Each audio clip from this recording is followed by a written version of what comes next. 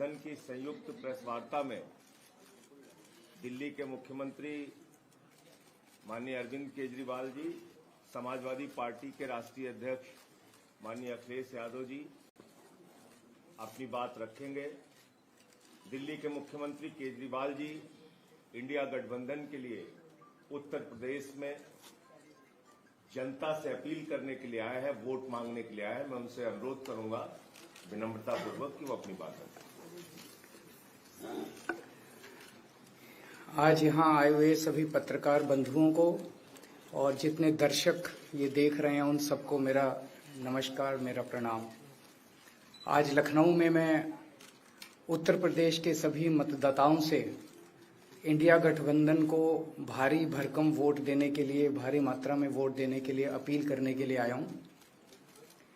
मैं 4 बातें रखना चाहता हूं। पहले चारों बिंदु बता देता हूं, फिर उसको डिटेल में एक्सप्लेन करूंगा। पहला ये कि ये चुनाव भारतीय जनता पार्टी मोदी जी अपने लिए वोट नहीं, अमित शाह जी को प्रधानमंत्री बनाने के लिए वोट मांग रहे हैं। दूसरी बात, योगी आदित्यनाथ जी को अगर ये लोग जीत गए तो योगी आदित्यनाथ जी को 2 से 3 महीने के अंदर उत्तर प्रदेश के सीएम पद से हटा दिया जाएगा। नंबर 3, इन लोगों की पूरी तैयारी है, अगर ये लोग जीत गए तो संविधान को बदल के SC ST और OBC का रिजर्वेशन खत्म कर दिया जाएगा। और नंबर 4, जो आंकड़े अब देश भर से आ रहे हैं वो ये दिखा रहे हैं कि 4 जून को इंडिया गठबंधन की सरकार बनने जा रही है और NDA को और BJP को बहुत कम सीटें मिलने जा रही हैं। अब मैं अपने सबसे पहले पॉइंट पे आता हूं। जब 2014 में प्रधानमंत्री बने थे नरेंद्र मोदी जी, तो उन्होंने खुद एक रूल बनाया था कि भारतीय जनता पार्टी के अंदर और उनकी सरकारों में 75 वर्ष से ऊपर कोई भी व्यक्ति होगा तो उसको संगठन में और सरकार में किसी भी पद पे नहीं रखा जाएगा, उसको रिटायर कर दिया जाएगा। और उसका सबसे पहले उस रूल के तहत आडवाणी जी को और मुरली मनोहर जोशी जी को रिटायर किया गया था। और उसके बाद तमाम यशवंत सिन्हा जी, सुमित्रा महाजन जी, कई लोगों को यहाँ टिकट नहीं मिली। कई लोग जो पद पे बैठे हुए थे उनको पद से इस्तीफा दिलवा के उनको हटाया गया। ऐसे कई सारे लोग हैं। तो अब अगले साल 17 सितंबर को प्रधानमंत्री मोदी जी 75 साल के होंगे और मोदी जी ने तय कर लिया है कि अमित शाह जी को वो अपना वारिस बनाएंगे और अमित शाह जी अगले साल 17 सितंबर को देश के प्रधानमंत्री बनाने का उन्होंने तय किया है मोदी जी ने। इसके ऊपर मोदी जी पिछले 1-2 साल से लगे भी हुए हैं, क्योंकि भारतीय जनता पार्टी के अंदर अमित शाह जी के सामने जो जो बाधाएं पैदा कर सकता था नेता, एक एक करके उन सब नेताओं को साइड कर दिया गया, उनका पत्ता साफ कर दिया गया। शिवराज सिंह चौहान को हटा दिया गया, वसुंधरा राजे को हटा दिया गया, डॉक्टर रमन सिंह को हटा दिया गया, देवेंद्र फडणवीस को खत्म कर दिया गया, खट्टर साहब को खत्म कर दिया गया, एक एक करके सबको खत्म कर दिया गया। एक ही शख्स बचे हैं जो अमित शाह जी के रास्ते का कांटा बन सकते हैं। हेलो, आवाज आ रही है? आ रही है। एक ही ठीक है, आ रही है। एक ही शख्स हैं जो कि उनके रास्ते का कांटा बन सकते हैं, वो हैं योगी आदित्यनाथ जी। अब योगी आदित्यनाथ जी को इन्होंने हटाने का पूरा मन बना लिया है और अगर इनकी सरकार बनी तो 2 महीने के अंदर योगी जी को भी उत्तर प्रदेश के सीएम से हटा दिया जाएगा। मैंने दिल्ली में 3-4 दिन पहले ये प्रेस कॉन्फ्रेंस की थी और ये दोनों मुद्दे उठाए थे। जैसे मैंने मुद्दे उठाए थे तो अमित शाह जी ने और उनके कई नेताओं ने अपनी भावना प्रकट की कि नहीं, मोदी जी को 75 साल में इस्तीफा नहीं देना चाहिए, मोदी जी को 75 साल पूरा कार्यकाल पूरा करेंगे। उन सब की भावनाओं की मैं कद्र करता हूं, क्योंकि अपने नेता के लिए जब भी ऐसी बात होती है तो सब लोग सामने आके बात करते हैं। लेकिन बड़ी बात यह है कि मोदी जी ने ऐसा नहीं कहा कि मैं 75 साल पे इस्तीफा नहीं दूंगा, मैं रिटायर नहीं होऊंगा। उनका अपना बनाया हुआ रूल है और मुझे पूरी उम्मीद है कि मोदी जी का अपना बनाया हुआ रूल है और मोदी जी अपने रूल को फॉलो करेंगे। नहीं तो लोग कहेंगे कि मोदी जी ने ये रूल आडवाणी जी को हटाने के लिए बनाया था, जब अपनी बारी आई तो नहीं। तो मोदी जी इस रूल का फॉलो करेंगे, ये पूरा यकीन है देश के लोगों को कि उन्होंने खुद रूल बनाया तो खुद फॉलो करेंगे। दूसरी बड़ी बात जो हुई कि जब मैंने कहा कि योगी आदित्यनाथ जी को 2 महीने में हटा दिया जाएगा, इस पे अभी तक भाजपा के किसी नेता की टिप्पणी नहीं आई है। 4 दिन हो गए, इसका मतलब ये तो कंफर्म करता है कि उन्होंने पूरी प्लानिंग कर ली है और उनके पक्ष में कोई बोलने के लिए तैयार नहीं है योगी आदित्यनाथ जी के। तो उनका हटना अब लगभग तय है कि योगी आदित्यनाथ जी को उत्तर प्रदेश के सीएम पद से हटाया जाएगा। दूसरी चीज, मैं उत्तर प्रदेश के सभी मतदाताओं को कहना चाहता हूं कि पिछले 4-5 महीने से इन्होंने शोर मचा रखा है 400 पार 400 पार 400। क्यों? कहते हैं नहीं मोदी जी कुछ बड़ा काम करना चाहते हैं। तो लोगों ने खोद के पूछा, भाई क्या बड़ा काम करना चाहते हैं, कुछ बताओ तो सही। तो उन्होंने नहीं बताया। लोगों ने फिर अंदर से पता किया कि बड़ा काम ये करना चाहते हैं कि देश से रिजर्वेशन खत्म करना चाहते हैं। हम जानते हैं कि इनका जो पूरा इकोसिस्टम है, आरएसएस, बीजेपी, शुरू से ये लोग रिजर्वेशन के खिलाफ रहे हैं। इनकी पूरी की पूरी मानसिकता रिजर्वेशन के खिलाफ रही है।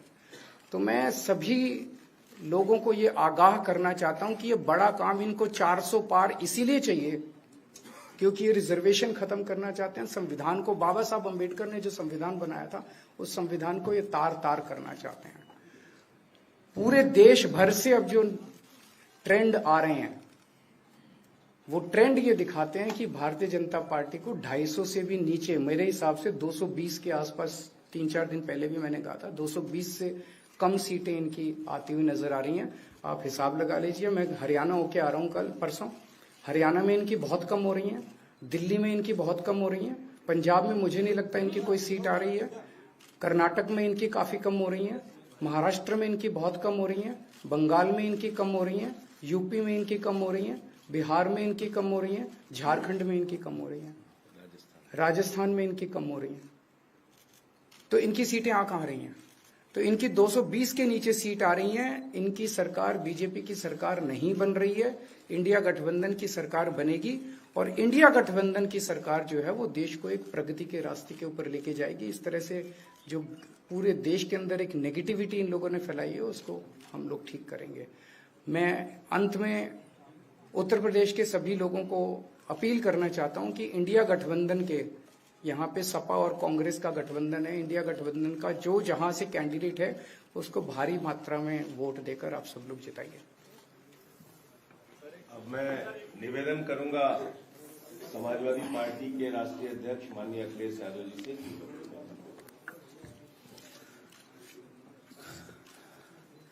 आदरणीय अरविंद केजरीवाल जी का मैं धन्यवाद देता हूं।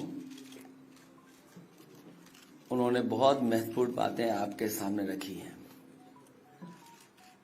जो देश का माहौल है और 4 चरणों में भारतीय जनता पार्टी चारों खाने चित्त हो चुकी है और उनके आंसुओं की नदी उफान में है। भारतीय जनता पार्टी जो 400 पार का नारा दे रहे थे, अब समझ में आया है 4 चरणों के बाद।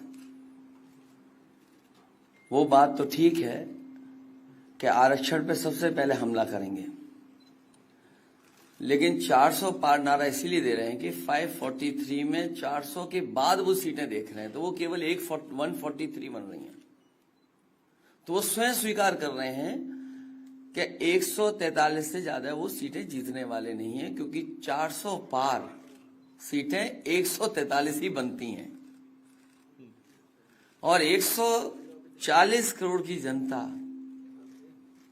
इस बार इन्हें 140 सीटों के लिए भी तरसा देगी।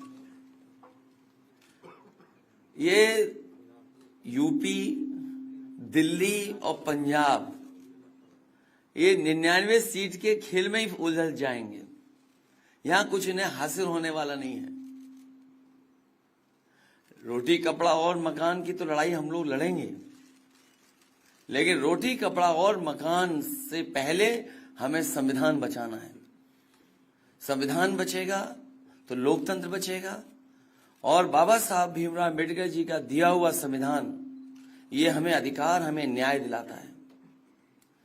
भारतीय जनता पार्टी की इस साजिश को आम लोग समझ गए हैं और इस बार सबसे बड़ी हार भारतीय जनता पार्टी की होने वाली है।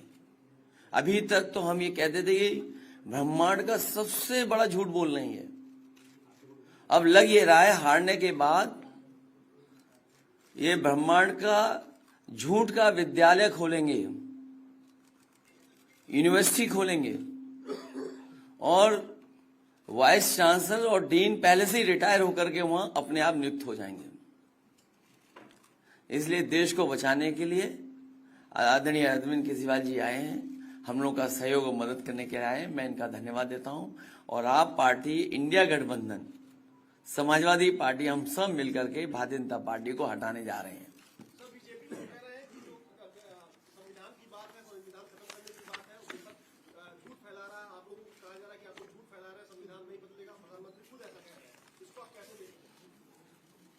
उनकी कौन सी बात सच निकलेगी?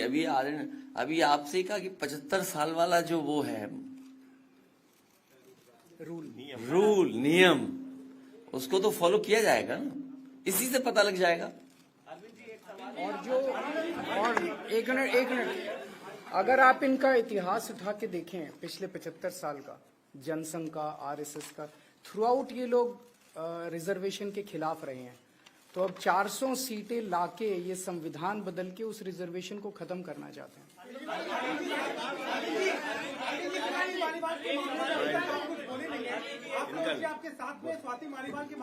अरे उससे ज्यादा जरूरी और चीजें भी हैं, कागज हम निकाल लिए।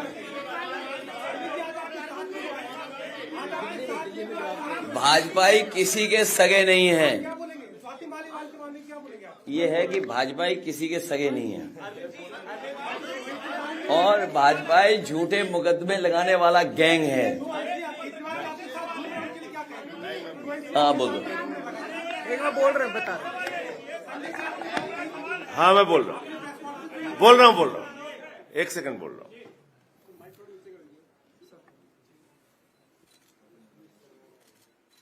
सब लोग, पूरा देश हतप्रभ है, दुखी है, आज तक पीड़ित है। मणिपुर के अंदर एक कारगिल योद्धा की पत्नी को निवस्त करके घुमाया गया, सैकड़ों महिलाओं के साथ दरिंदगी हुई, भारत के प्रधानमंत्री खामोश रहते हैं। हजारों महिलाओं के साथ प्रज्वल रवन्ना ने बलात्कार किया, दरिंदगी की, मां की उम्र की महिलाओं के साथ। प्रधानमंत्री कहते हैं ये भारत को मजबूती देगा, इसी को वोट देना। ये भारत का भविष्य है प्रज्वल रवन्ना, उसको भगा दिया जाता है बीजेपी के द्वारा।